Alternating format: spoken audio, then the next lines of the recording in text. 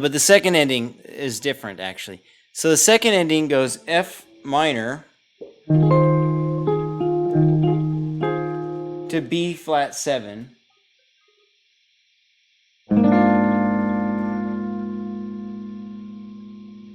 And then flat your bass to be the... Because we're just trying to hammer this one voicing in. There you go. And then after that, it's E flat.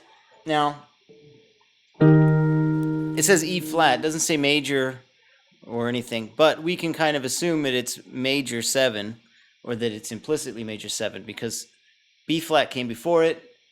It was a B flat 7. That 7 chord is a dominant chord. There's only one dominant chord in a key. It's the 5 chord. And so is B flat the 5 of E flat? It is. So we can infer that E flat is a 1 chord, which means major 7. So you can play the major 7 version.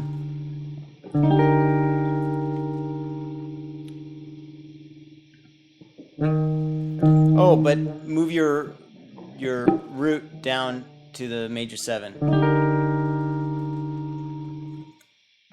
Yeah, to the 10th fret.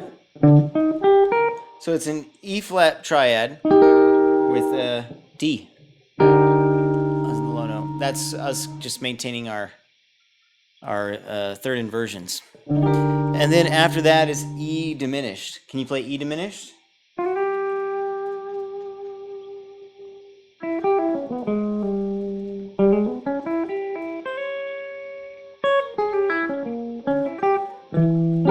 Should be E though this time.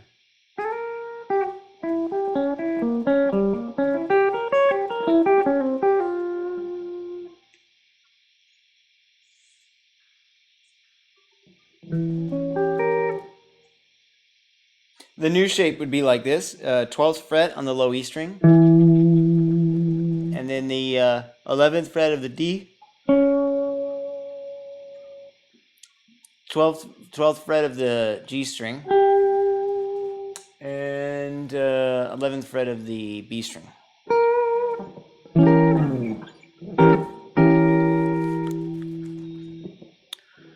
All right, and then it goes to B flat over F. We'll just do our B flat over A, because we're still practicing this one voicing, which is really harsh, especially in the major 7 context.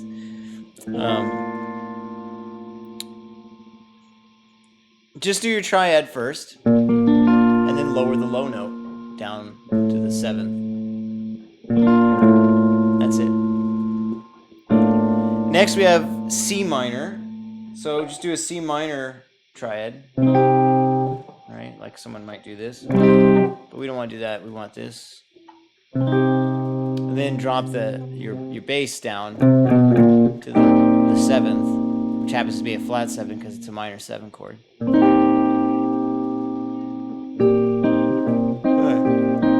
Here goes to F7.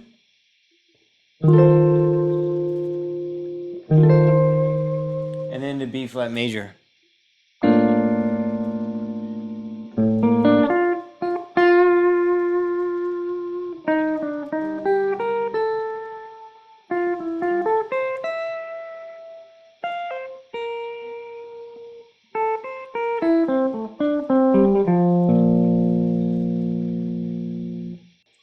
So then, if you wanted to use this in some kind of context where it would be less abrasive, which means not using the same voicing for every chord, but that's a good way to practice it, because then you're really going to know it, and you're going to need to know in all of its applications.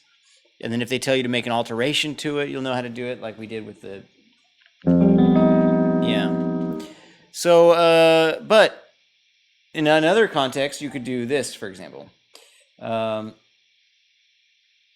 Go ahead and just play, the first chord's B flat major 7. So go ahead and just play B major triad, B flat major triad. You could do major 7 if you want, either way. And then go to D7. We'll leave out the sharp 5. We'll just play D7 and do the inversion.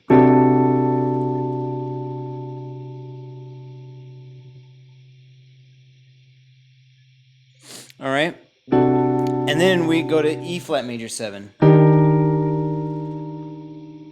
And do a traditional old school E flat major 7. Because we're trying to mix it up now instead of using the same voicing all the time. I mean, you would want to practice that way, using the same voicing all the time, until you really know the voicing. But at this point, well, now we're kind of looking ahead. We're going to try to just play, combining them with other voices to try to have a little bit better voice leading. So this is just a little better.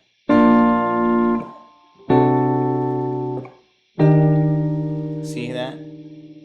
I went from B flat major triad, D7 third inversion, which is our voicing, and then I did an E flat major 7, but I'll just do E flat major. And that sounds nice.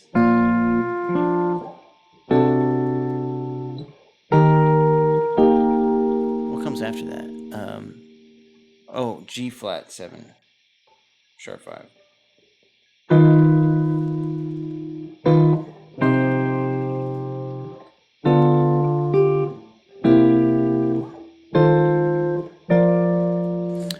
So again, B flat major triad to D7. I'll do the third inversion, which is our voicing, and then to E flat major 7. Good. So you see, that kind of created a cool voice thing where it went, you know, it's like a little melody all into itself.